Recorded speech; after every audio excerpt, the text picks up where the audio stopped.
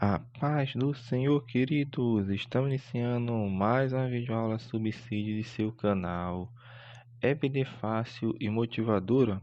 E na aula de hoje nós comentaremos a lição de número 10 das lições bíblicas adultos, que tem como título Nossa Esperança Vem de Deus, dando prosseguimento ao nosso estudo bíblico deste trimestre, ao qual estamos estudando os valores do reino de Deus. E hoje daremos prosseguimento estudando a lição 10, Nossa Segurança Vem de Deus. Texto áureo encontra-se em Lucas, capítulo 12, versículo 15.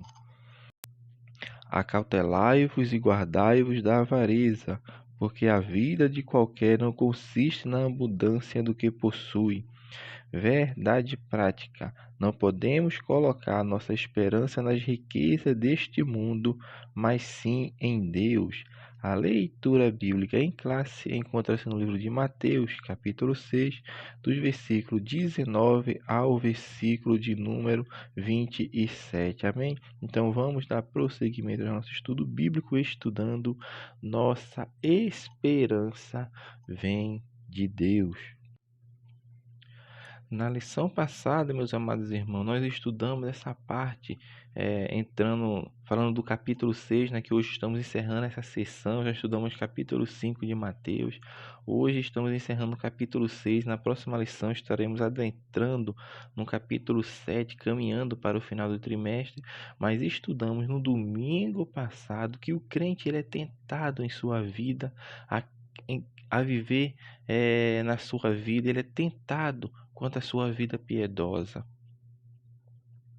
Ele foi tentado porque é o que nós estudamos na aula passada, que as práticas religiosas muitas vezes fazem com que as pessoas queiram ser mais santas, ou seja, superiores, que têm uma religiosidade, uma espiritualidade maior que as outras. Então essa tentação, meu irmão, como nós estamos estudando ao longo deste trimestre, ela sempre nasce no coração. É o que nós estamos vendo quando vamos ler o Sermão do Monte. Tenha isto em mente, que tudo tem a ver com a intenção do coração, com a motivação. E o crente ele sofre de três maneiras essas tentações. De três maneiras ele sofre, vamos dizer, oposição. Primeiro é o diabo, a carne e o mundo. Então, meu irmão, nós devemos perceber e estar diante de Deus, entendendo que nós devemos sim fazer as coisas como a palavra de Deus nos fala na leitura bíblica, ajuntar tesouros não na terra, mas no céu, porque na terra se deterioriza, mas o do céu não, é guardado nos celeiros celestiais, para que um dia possamos nos apresentar a Deus em sinceridade. Deus vai saber, porque Ele que conhece. Hoje nós não sabemos, meu irmão. É o que nós estamos falando ao longo deste trimestre. Olhamos para as pessoas e talvez as pessoas não tenham a intenção, a motivação correta de fazer aquilo que está fazendo.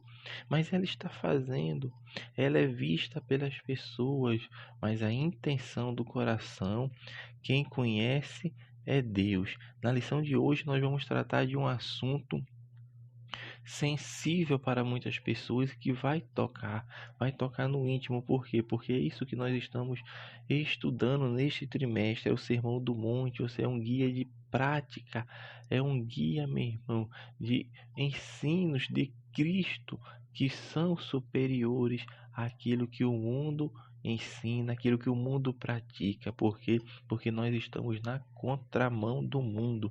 Por isso Cristo em sua palavra nos fala através dos santos apóstolos que nós não devemos amar o mundo, nem as coisas que no mundo há, porém nós estamos no mundo. Ou seja, Cristo está dizendo, você está no mundo, mas você consegue sim viver a parte do mundo. Aquilo do mundo que nós estamos referindo é um mundo pecaminoso, é um mundo que o diabo é o príncipe deste mundo.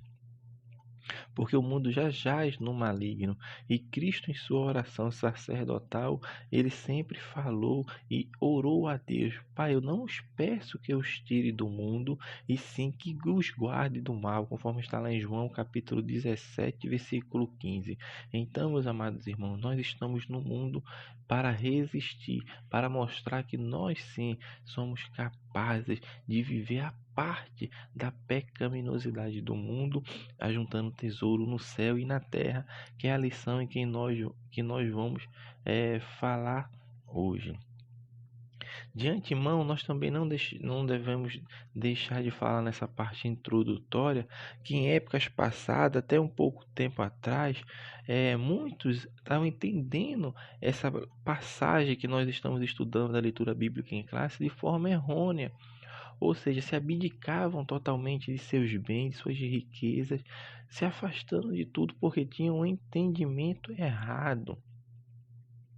E outros, para não serem colocados em tentação, preferiam largar sua vida social, largar os seus bens e viver isolado do mundo, ou seja, ir para um monastério, ir para um convento, ou seja, afastar-se do mundo. Mas não é isso que a palavra de Deus nos ensina. A palavra de Deus não nos ensina isso, porque ter bens materiais, ter riqueza em si só não é mal. Novamente vamos bater na tecla da intenção do coração, do que está dentro do coração. É claro que a palavra de Deus é bem clara e fala que é quão difícil um rico entrar no reino dos céus. Por quê? Porque muitos apegaram-se aos seus bens, às suas riquezas, e têm medo, têm receio de perder. E quando isso acontece é porque sua confiança está nos seus bens, na sua riqueza e não em Deus. Mas observe que tudo está relacionado à intenção do coração, ao que está encoberto. É aquilo que Deus vê. Eu não vejo e você não vê. Por isso a nossa função é pregar a palavra de Deus conforme Jesus Cristo nos ordena. E sem, meu irmão, inventar, sem falar aquilo que a palavra não fala, mas prezar pelo ensino, pela pregação da palavra de Deus, conforme ela quer transmitir a sua mensagem. O primeiro tópico da lição, para nós adentrarmos na lição depois dessa parte introdutória, vai falar de riqueza do céu e riqueza da terra. Aí vai falar sobre essa conciliação impossível. Que conciliação impossível é essa que o autor aqui vem falando? Porque uma pessoa que procura servir a Deus, a pessoa está procurando servir a Deus, mas ela procura os tesouros do céu, ela procura os tesouros da terra, ela busca amar o mundo, ela está querendo também amar a Deus. Meu irmão, uma pessoa dessa jamais terá sucesso, pois tais comportamentos jamais podem ser reconciliáveis. E o apóstolo Tiago é bem claro e diz que aquele que se torna amigo do mundo constitui-se inimigo de Deus. O que o apóstolo Tiago está dizendo? Que é impossível haver uma reconciliação. No coração do homem só tem espaço para um, ou para Deus, ou para o mundo, ou para a riqueza do céu, ou para a riqueza da terra. Ninguém jamais pode servir a dois senhores, porque a palavra nos fala bem claro, porque há de agradar a um e há de aborrecer o outro. Nós já falamos em lições entre mestres anteriores que é como se dentro do homem existisse um trono. E quem está assentado neste trono é o que rege a sua vida. Se Deus está assentado no trono que está em nosso interior, nós somos guiados por Deus. Nós fazemos a vontade de Deus. Mas existe, meu irmão, o inimigo, existe a natureza pecaminosa, a natureza carnal nossa, que está brigando, que está lutando para tentar pegar o seu lugar de volta, porque nós somos nova criatura, passamos por um novo nascimento, e o crente que passa por esse novo nascimento, ele procura a riqueza que está no céu. É isso que ele está buscando, meu irmão. Então, meu irmão, não pode haver de modo algum conciliação do amor desenfreado pelas coisas do mundo e o amor a Deus. Por isso que o apóstolo João vai ser bem direto em 1 João 2,15. Não ameis o mundo, nem as coisas que no mundo há. Se alguém ama o mundo, o amor do Pai não está nele. A palavra de Deus é bem clara, é uma conciliação impossível. E novamente, o mundo que o apóstolo João está se referindo aqui é o mundo pecaminoso, do qual Satanás é o chefe, conforme ele fala em 1 João 2,19. Então, meu irmão, esse tipo de mundo nunca é objeto do amor de Deus. Nunca. Mas ele ama aqueles que são escravizados por seu sistema diabólico. E Jesus faz o quê? Busca salvá-los.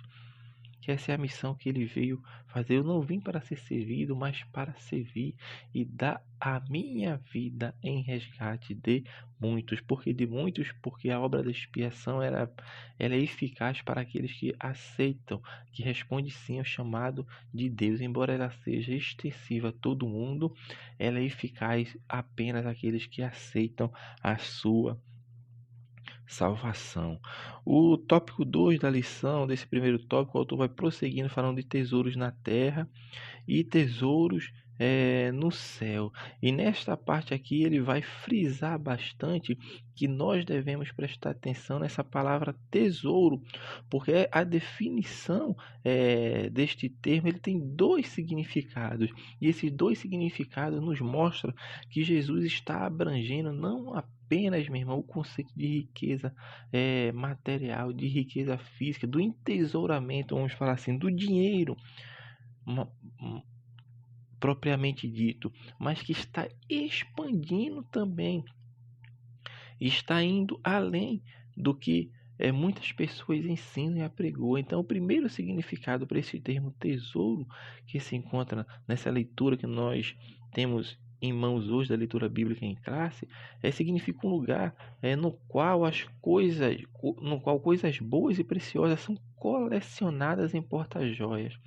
Observe, é um lugar no qual coisas boas e preciosas são colecionadas em porta-joias, cofre ou outro receptáculo no qual valores são guardados. Esse é o primeiro significado.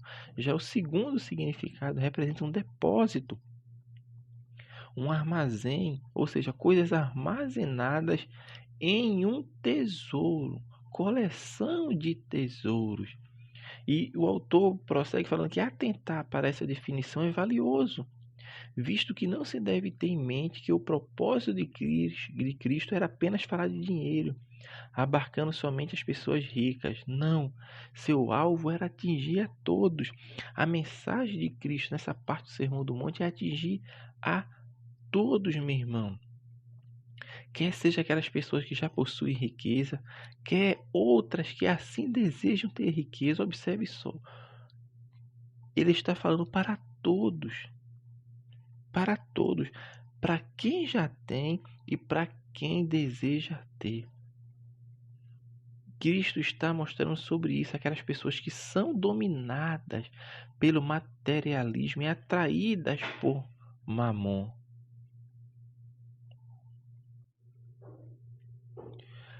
E nesses dois significados nós já percebemos que a questão toda, meu irmão, não está relacionada ao tesouro, mas sim ao acúmulo deles. Nós vimos pelas duas definições, é o acúmulo dele.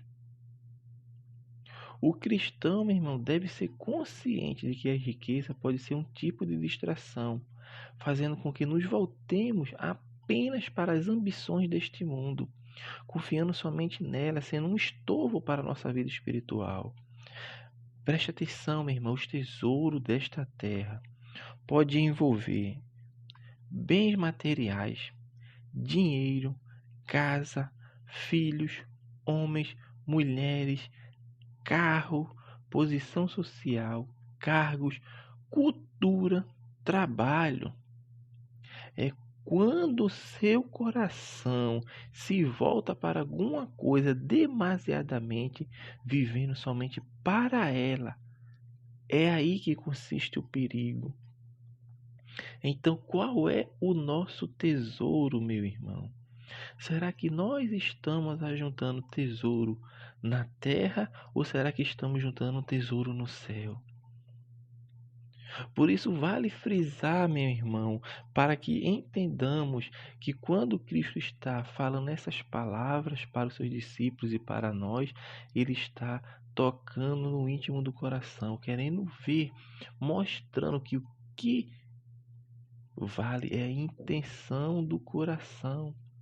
Cristo vê unicamente a intenção do coração. É claro que isso reflete na vida prática, porque a Bíblia fala que do coração, minha irmã, que surge ali, que nasce as prostituições, as brigas, assassinatos, adultério, do coração.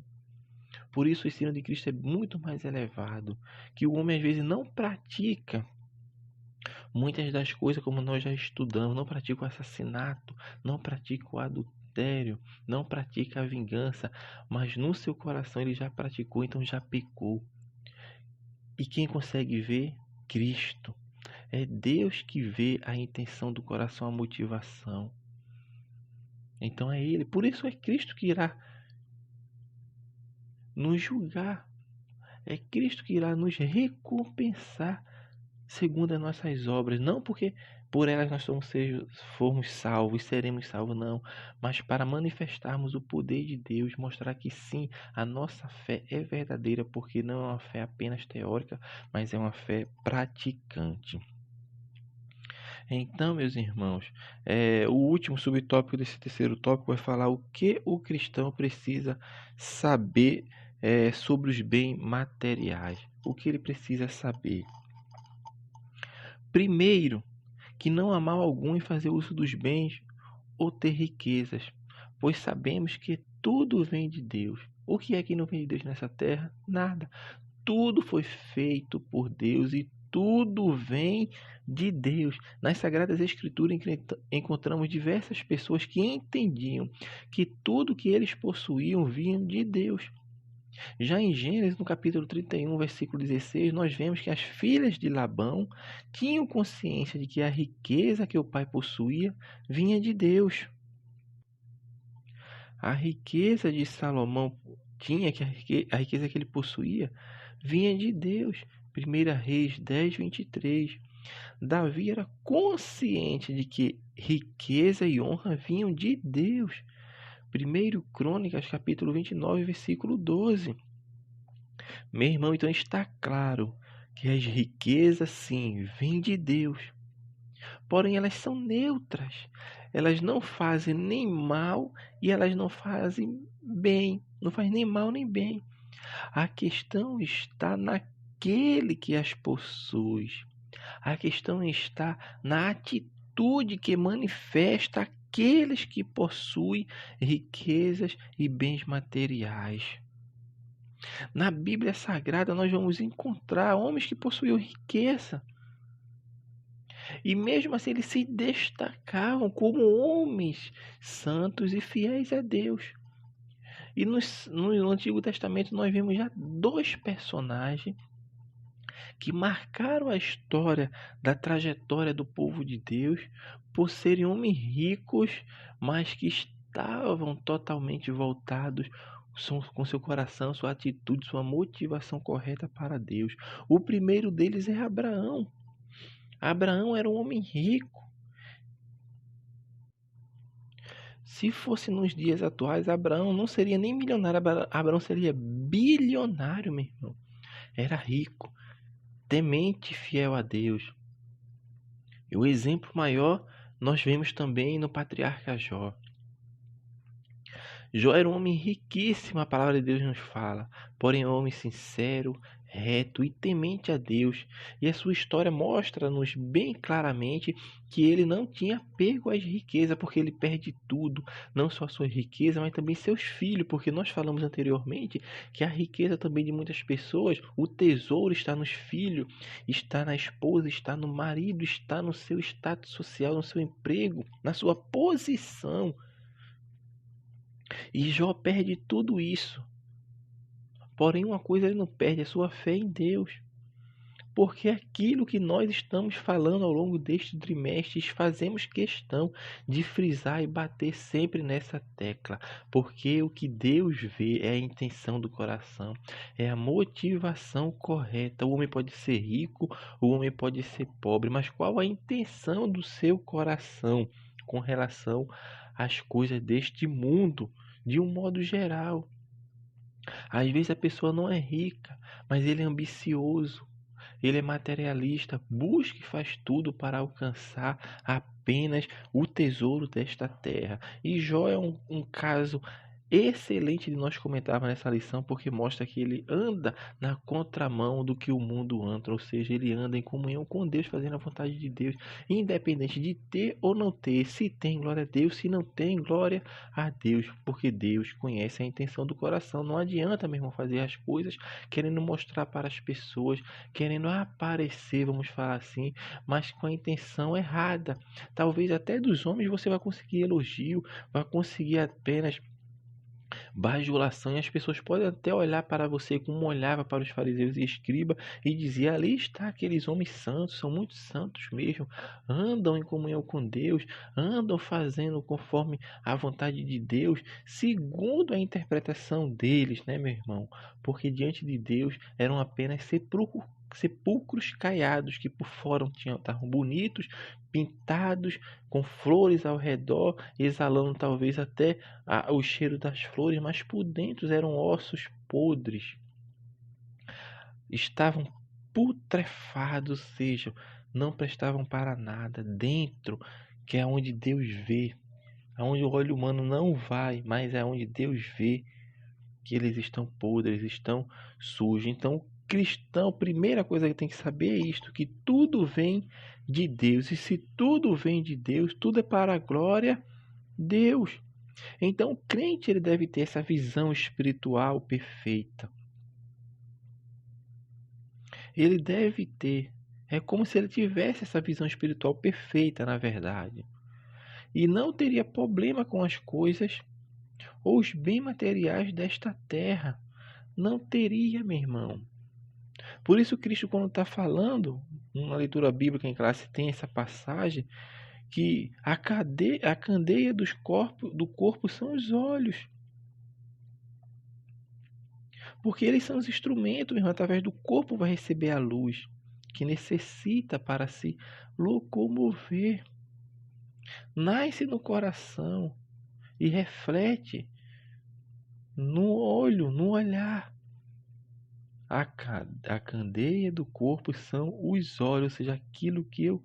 Os olhos, quando Cristo está falando aqui, é de um sentido certamente metafórico, figurado. Não os olhos, mas o sentido da expressão usada por Cristo. Ou seja, está dizendo o que você deseja, aquilo que você quer alcançar. Por isso ele fala, com os olhos é como se fosse o holofote iluminando aquilo que você almeja, aquilo que você deseja, meu irmão. Então, aqueles que têm olhos bons têm como alvo maior sua comunhão com Deus. E as pessoas que têm olhos bons, ou seja, têm sua visão voltada para as coisas de Deus, receberão em seu corpo a luz verdadeira e serão movidos para as coisas eternas, servindo a Deus com todo o fervor e sinceridade. O tópico 2 vai falar sobre a idolatria ao dinheiro e vai falar sobre o coração no lugar certo.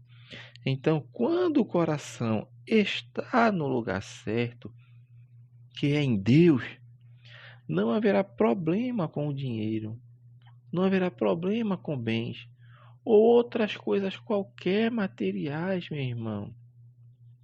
Jesus fala em Mateus 6:21, Porque onde está o teu tesouro, aí também estará o teu coração, aí também estará o teu coração.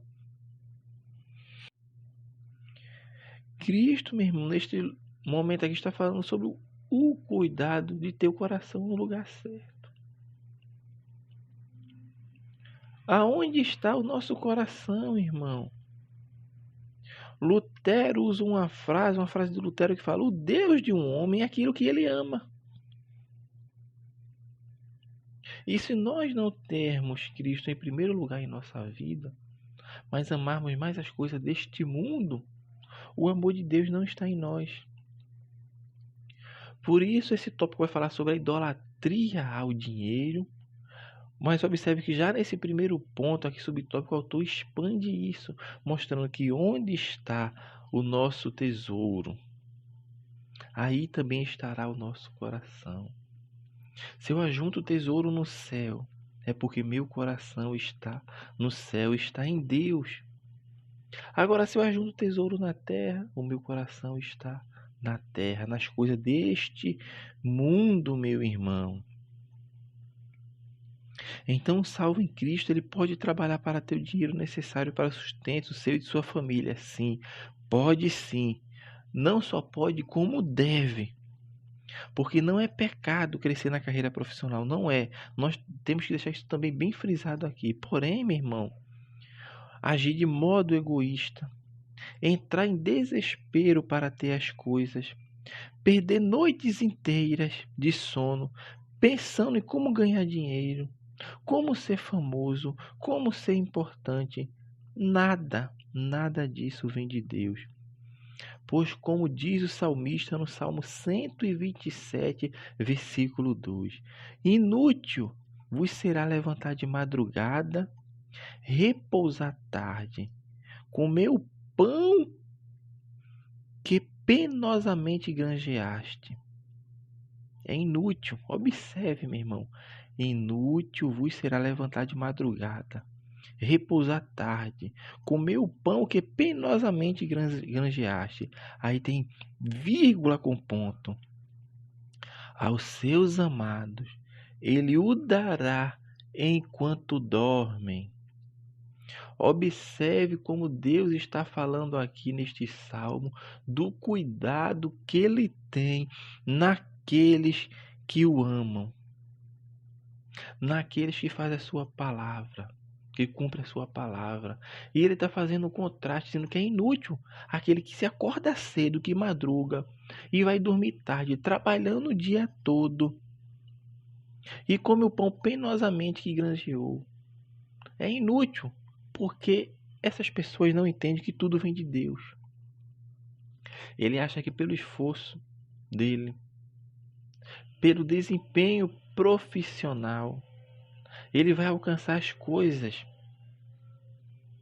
Ele pode até alcançar, meu irmão, mas vai ser penosamente. E a palavra de Deus nos fala que aqueles que amam a Deus, Deus a dá enquanto ele está dormindo, enquanto ele não corre atrás das coisas deste mundo, mas ele busca fazer unicamente a vontade de Deus. Então, meus irmãos, que nós possamos estar com o coração no lugar certo, porque as riquezas desta terra causam preocupação para aqueles que a possuem e para aqueles que desejam possuir. Mas que nós possamos estar com o coração voltado diante de Deus, sabendo, meu irmão, que Deus que dá tudo e que o nosso coração esteja voltado unicamente para o tesouro que está no céu, ajuntando o tesouro no céu. Então, quando tornamos consciência dos valores das riquezas eternas, sempre iremos viver contentes em toda e qualquer situação, pois nosso coração já está em paz. E nada melhor do que estar em paz com Deus, com o coração voltado para Deus, porque estamos com o coração no lugar certo. O autor vai prosseguindo, falando sobre idolatrando a Mamon. No versículo 24 de Mateus, encontramos essa palavra que é Mamon.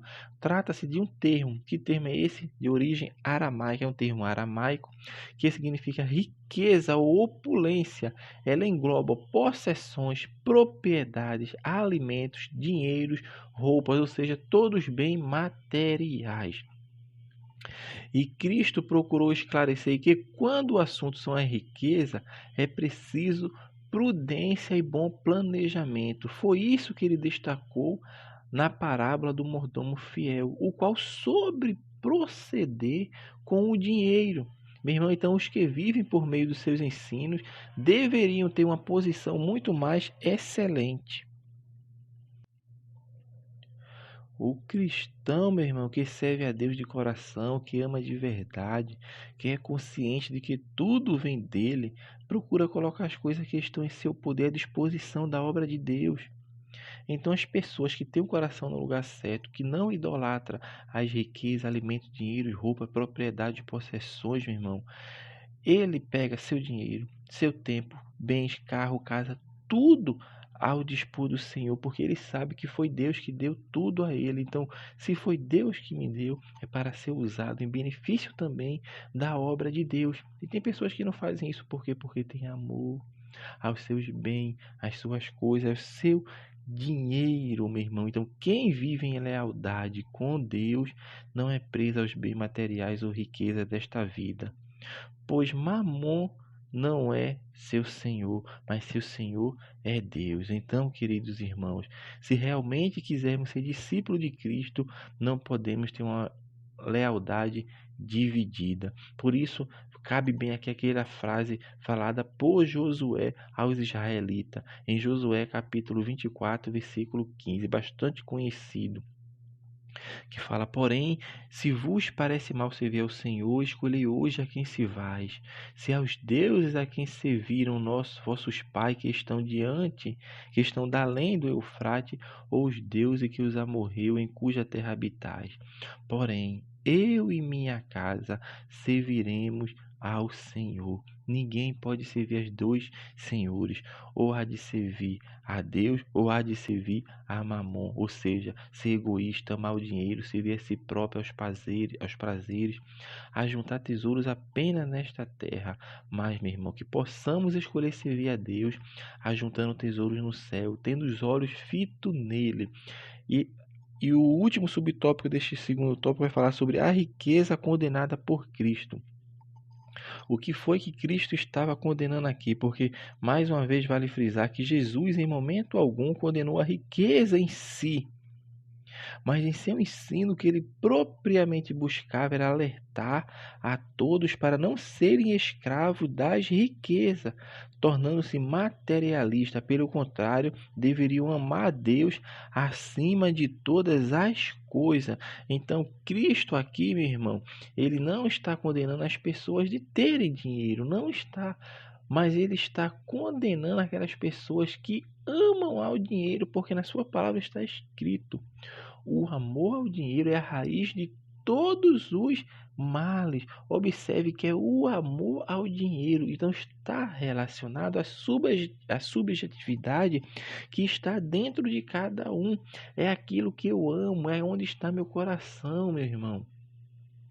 E só Deus que consegue ver a intenção do coração, meu irmão. Então que possamos honrá-lo com aquilo que temos, sabendo, olha como essa lição está progressiva, sabendo que tudo vem de Deus, que a riqueza em si não faz mal nem faz bem, mas sim o amor que o homem tem. O seu amor está onde? Aonde está seu coração? É isso que Cristo está condenando. É o amor materialista, é o amor egoísta pelas coisas deste mundo, em detrimento de Deus. Então, meus amados irmãos, a riqueza elas tornam-se perigosas para nós quando colocamos nossa esperança nelas, quando somos escravizados por ela. Por isso, meu irmão, as pessoas ricas são difíceis mesmo, porque a palavra de Deus fala de entrar no reino de Deus. Por quê? Porque a sua esperança está na sua riqueza, meu irmão. Se ele começa a perder seus bens, se ele começa a ter uma vida guinada, ou seja, uma vida de guinada para baixo, nós estamos falando aqui de perder sua riqueza, ele se desespera. Ele se preocupa, se atordoa, porque ele confia naquilo. De onde eu vou me alimentar? Como eu vou pagar meu plano de saúde? Como eu vou pagar, sei lá, a escola do filho, a faculdade? Porque ele não se está voltado para Deus, sabendo que Deus é o que supre tudo. Por isso, na leitura bíblica, tem a passagem lá, olha para os lírios do campo, que nem Salomão, em toda a sua beleza, em toda a sua riqueza, conseguiu se vestir igual a eles. Mas eles nascem hoje e amanhã são lançados no forno, falando dos lírios do campo. E fala das aves também do céu, que não semeiam, nem ajudam em celeiros, mas todo dia tem seu alimento, porque Deus cuida. E se Deus cuida da ave do céu, imagina de nós, meu irmão, que somos a coroa da sua criação. Para encerrarmos, meu irmão, o terceiro tópico da lição, o autor vai falar sobre vivendo a quietude espiritual em Deus. Aí ele fala os males advindos das preocupações.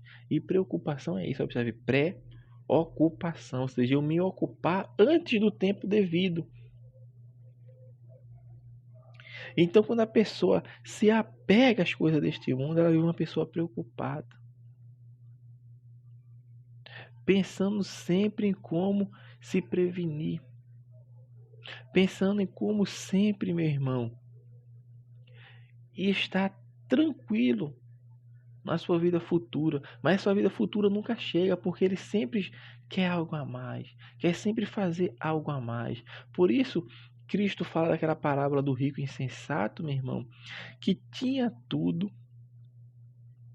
prosperou de maneira tal que os celeiros que ele possuía não já estavam cabendo tudo aquilo que ele semeava. E ele olha para tudo aquilo e diz: vou derrubar esses celeiros, construir celeiros maiores para viver a minha vida tranquilo.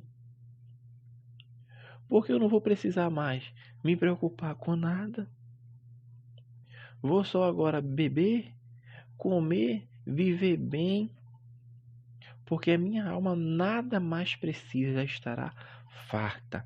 E Cristo olha e fala: tolo, porque não sabia ele que naquele dia o Senhor requeriria sua alma, ou seja, naquele dia ele iria morrer. Naquele dia ele iria morrer, meu irmão. Mas estava preocupado com as coisas desta vida, porque seu coração estava nas suas riquezas, estava nos seus celeiros. Observe o quanto ele estava preocupado demasiado com o dinheiro, o quanto ele estava preocupado em fazer celeiros, em ajuntar para a sua alma, mas não estava em contato com Deus, não estava em comunhão com Deus. E é isso que Deus fala aos nossos corações, que nós não sabemos o dia que o Senhor irá nos chamar, irá recolher para si. Então nós devemos fazer hoje. Devemos estar voltado com o coração inteiramente hoje para Deus. Então, meu irmão, o mais relevante é que Jesus mostra que a boa vida não consiste na posse de bens materiais. Na verdade, enquanto o homem que buscava a solução do problema da herança achava que sua vida iria melhor com o que ganhasse, Jesus diz que ele deveria pensar em questões mais sérias. Jesus fala que a vida não consiste somente de bens, por isso introduziu a história deste homem rico. Ele não tinha preocupação com Deus e com mais ninguém. Sua concentração era somente nas coisas materiais, sem qualquer perspectiva de vida eterna. Porque o tesouro que ele estava pensando era na vida na terra. Sua alegria era ocasionada pelas coisas, as quais eram passageiras. Meu irmão, Provérbio 10:22 fala que a bênção do Senhor enriquece e com ela ele não traz desgosto.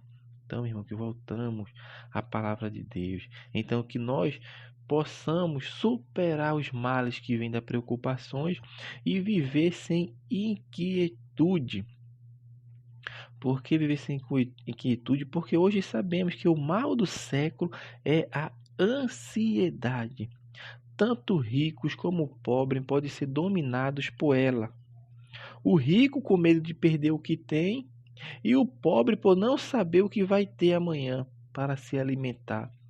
E com isto leva uma vida de ansiedade. E a ansiedade, no contexto que Cristo estava falando, assemelha-se também a Mamon, pois a pessoa passa a não confiar em Deus, estando sempre ociosa ou ansiosa pelas coisas deste mundo. E a palavra de Deus nos alerta, e essa lição vem para nos alertar, meu irmão, que nós devemos viver sossegados em Deus.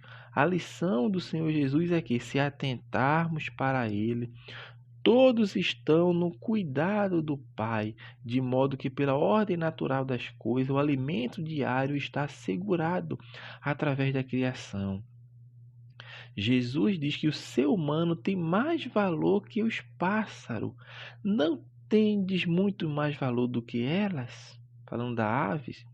Portanto, meu irmão, se temos mais valor do que elas, o que temos que fazer é viver sossegados em Deus, dependendo dele em tudo, jamais sendo autossuficiente, achando que podemos fazer tudo, mas sabendo que tudo vem dele e que tudo é para ele. Com as aves, meu irmão, ele mostra o cuidado divino para com a nossa alimentação. E com os lírios do campo nos ensina sobre o cuidado do nosso vestuário. Então, meu irmão, nunca devemos pensar que Jesus estivesse ali proibindo o trabalho e incentivando a preguiça. Não, não é isso que Jesus está citando, pois o trabalho é que vem a nossa alimentação. E Paulo deixa isso bem claro em Tessalonicenses, quando os irmãos deixam tudo e largam tudo para esperar somente em Deus. E Paulo diz: aquele que não trabalhe também não coma.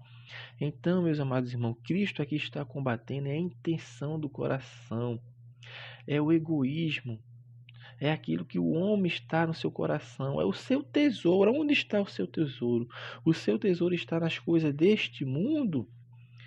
É isto que Cristo está combatendo. Então, meus amados irmãos, nesta lição que nós possamos entender que a nossa segurança vem de Deus e não naquilo que possuímos, que possamos seguir o exemplo do patriarca Jó, sabendo e entendendo que tudo vem de Deus. Se Deus der, glória a Deus. Se Deus não der, glória a Deus. Mas se Deus der, meu irmão, que você também use para a glória do seu reino, ajuntando um tesouro no céu, não se preocupando demasiadamente, ficando ansioso pelas coisas deste mundo, mas que possamos entregar tudo de coração, corpo e alma a Deus, que é aquele que tudo fará em nosso benefício. Então, meus amados irmãos, assim nós estamos encerrando mais uma lição, lição de número 10. Nossa segurança vem de Deus. Você que nos acompanhou até aqui, gostou desse vídeo, meu irmão, nos abençoe. Como é que eu posso abençoar, irmão, o canal?